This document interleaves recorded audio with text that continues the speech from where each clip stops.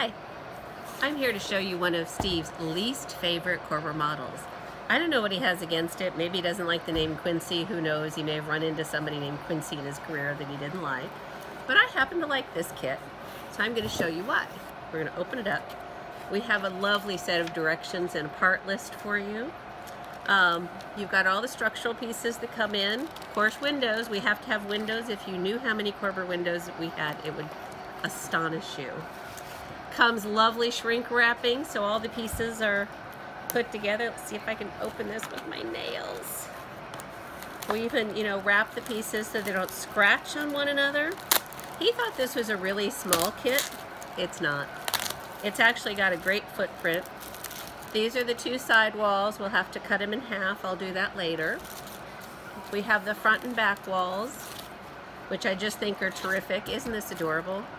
It could be your Quincy mining building. It could be anything that you want to do with it. Then we've got the back side. Of course, barn doors right now, rustic chic, very, very popular. Then we have our roof pieces, which go up really, really nicely using the supports.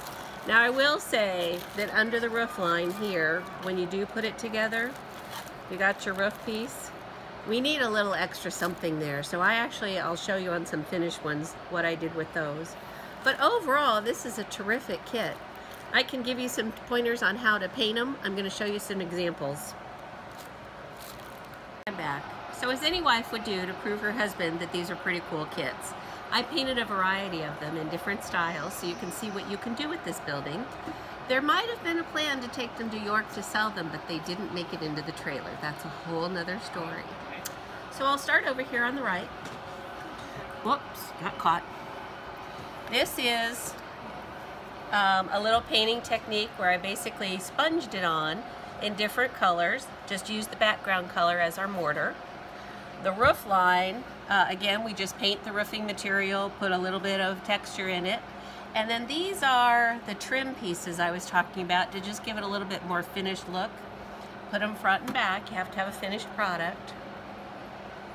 This is another color, of course, another brown. This is another finish on the roof where I actually taped over the seam and made it look like we've got a little bit of a ridge vent here. This is also a little different in that I gave it more of a rusty, weathered look on the rooftop. This one's a little plainer in the color. This gray one, again, a little more solid color. Did a little more texture on the roof. No coverage on the windows. The little red barn looking one I think is just absolutely adorable. Again, we taped the roof line, we gave it more texture, just kind of making it look like it could sit on your farm. It would be out in the fields as you're driving around our lovely Midwest or even out east.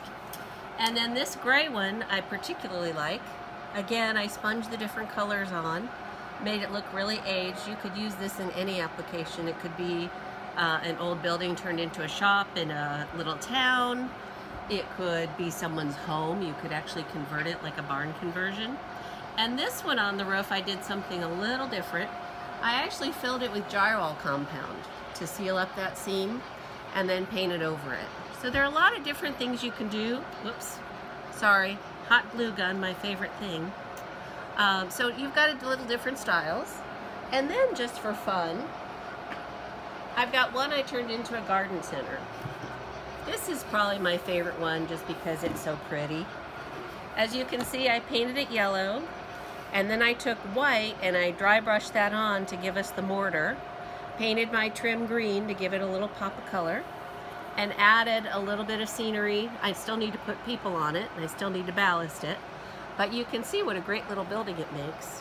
So I don't know why Steve doesn't like this kit, but I recommend you buy one because I think they're terrific. Thanks.